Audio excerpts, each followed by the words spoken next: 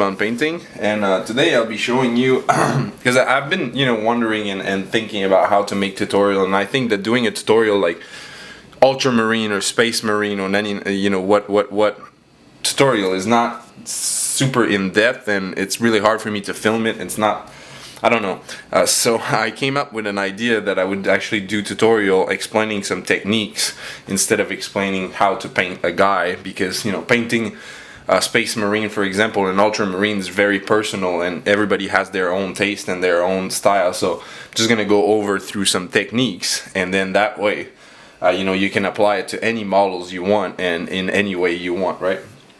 So the first thing I want to do on this tutorial, this is a plate that I have to practice painting, to do painting sketch or think about paint jobs I'm going to be doing. So we're going to do today, we're going to be working at how scratches and paint, scratch that paint is removed from an area.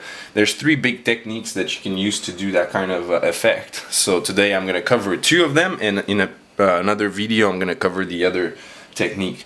So the first thing that you have to take in consideration, first of all, before starting to do this technique, is where are you gonna be doing the scratches or the paint chipping.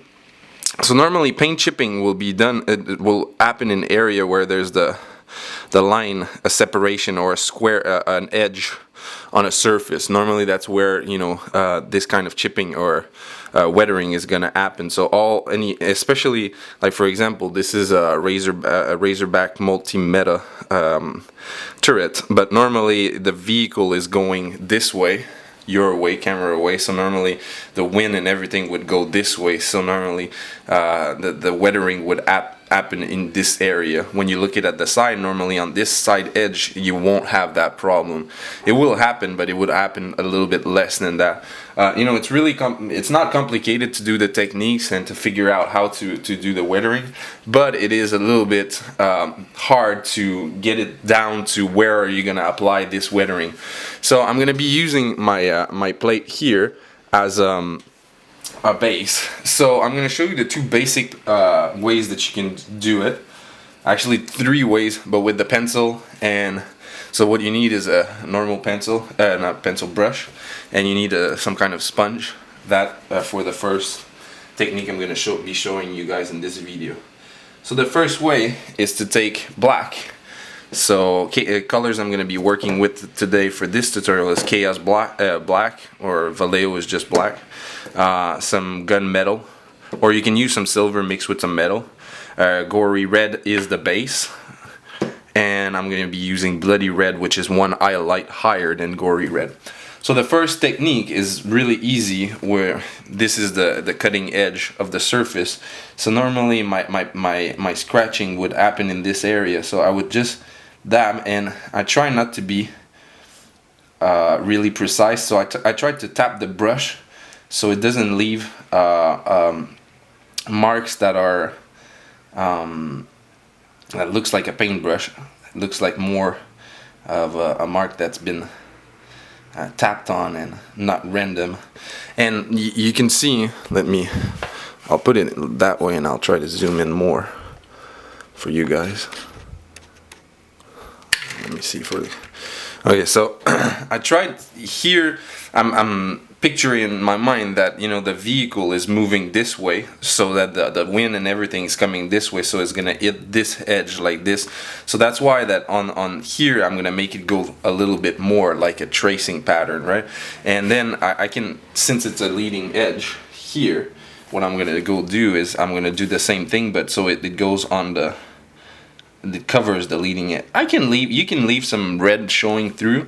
It's alright, it's just gonna give a nicer effect. Then you dab it and make it, just cover the whole edge of it. And you can do little lines also. You can do it in many kind of way. So that's the first step in making this effect, is to make a black base. So the black is going to give you actually a good transition from the red to the silver, because the second step is to apply silver here. What I actually like to do is, I don't really like to, when I do this technique, I don't like to wash my brush. I just tap it in water, but that's it. And I don't like to leave the black drying. I'm going to explain you why. It's because if I apply silver when it's dried, the silver is going to be really nice and shiny. But this is a scratch. It's not supposed to look nice and shiny. It's supposed to look uneven. So I like to leave the black a little bit wet, still wet, and then I'm gonna go in with my silver and I'm just gonna tap it. But when there's black area, you see, I'm just gonna tap it in, and I try not to cover all the area. While I'm doing this, I'm trying to just like be really random and cover, but leave some black showing through. That's really important. And you see here, it's still very, very wet. I don't know if you guys can see it well, but on the camera it's hard to see, but there's some black showing, and here you want your silver to go in, and it's not gonna make a clean, nice silver. And actually that's what you want. You don't want it to be equal. So that's the first technique. You can do two types of design like this. You can do this kind of design, which is basically weathering, or you can go in and do scratch. You know, like if you want your model to be looking like he's fighting a carnifex or some kind of beast, then you're gonna want to go do scratches. So scratches is the same thing. You start in with black, but you're just gonna actually work your way, you know, with like a scratch pattern, and try to be really precise with your brush to make really nice and fine edge. Now I might have too much water on my brush, so it doesn't leave a nice sharp finish. And just go in here, make it finish nice, and then you can do a scratch next to it, smaller one. Once again, with bigger body, but then it finishes really smooth and thin. So this would represent scratches, and what you can do actually is take a knife and scratch it, and then do the same technique over the scratcher. Is going to give you even more of a 3D effect to your scratch.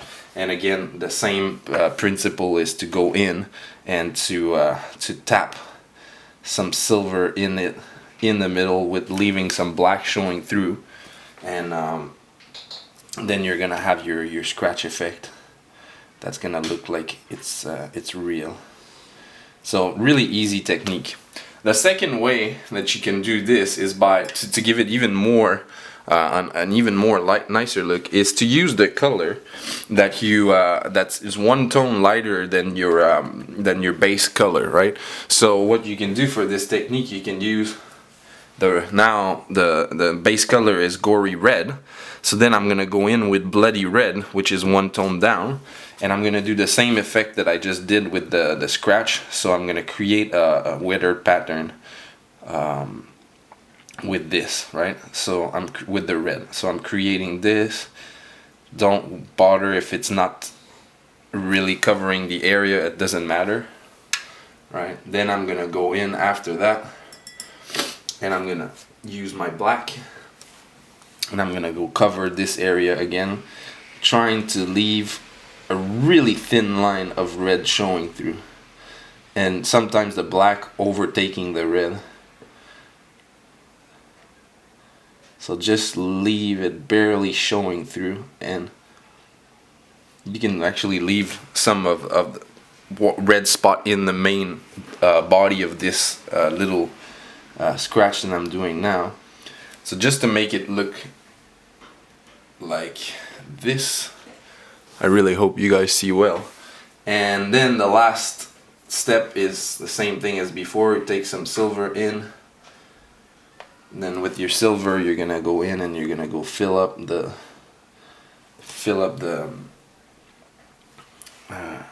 black areas with the silver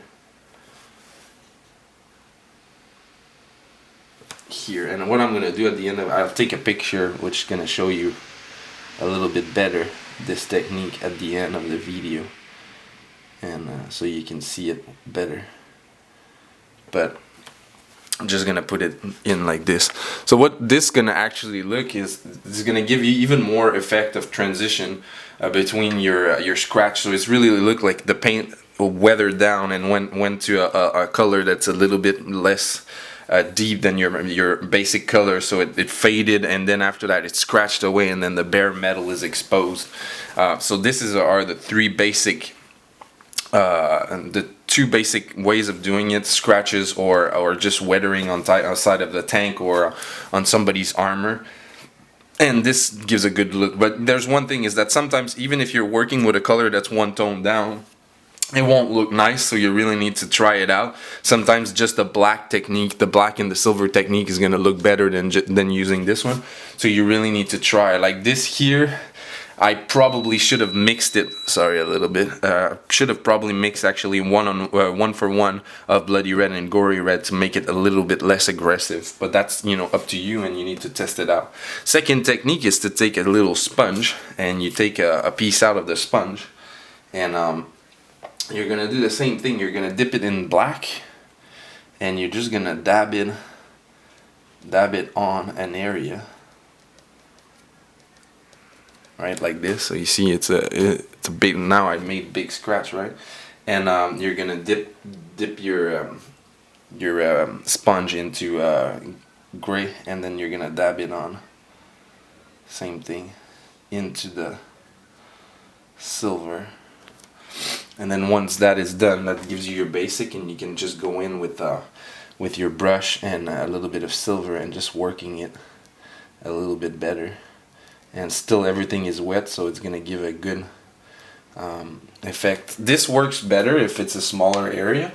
Now I did it on a really big area, so the look is gonna be a little bit different. But that can make it look like it's actually little spots of paint chipping away. That's one of the other techniques. So just with a normal paintbrush, it's two styles of doing it. One with letting some red show up, and the other one with just straight black and silver. And this one with the sponge. These are the two techniques I'm gonna cover today. I'm gonna do next video, and what I'm gonna do for paint scratches and weathering is that I'm gonna actually be doing a technique that's used with using salt. So actually you're really gonna be chipping the paint away. It's a little technique that takes a little bit of time, so I'm gonna set it up because I need to paint everything. So I'm gonna set it up, and then once I'm set up and everything is alright, then I'll show it to you. Really easy technique, not too complicated. Better for people that have an airbrush, but still doable if you're painting with a brush. Normally this technique would be used on vehicles. You can't really use the salt technique on a normal infantry soldier, but I'll cover that in the next video. So just basic scratches and weathering and paint chipping off. You can add rust in there, that, you know, if you want. You can use pigments that you can put in there and make it rusty, or you can use basically paint to paint the rust. You know, paint the rust, it's easy. You can use some beastie brown, some bloody red, some gory red, and some orange, and mix those paints together and just dab it in. Especially if you're using a sponge, is gonna dab in really nice, and you just dab it in. It's gonna give a little bit of look of a rusty feeling to it.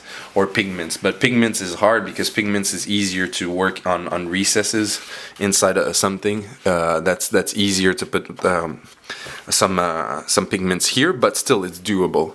So I hope you guys like it. Like I told you before, I'll try to hope I'm in time with this video. I'll try to do little videos like that explaining different techniques, so overall maybe you can learn something or some new techniques to do your painting and get better. So I hope you like it. Subscribe and like, and I'll see you on the next video. Thank you very much.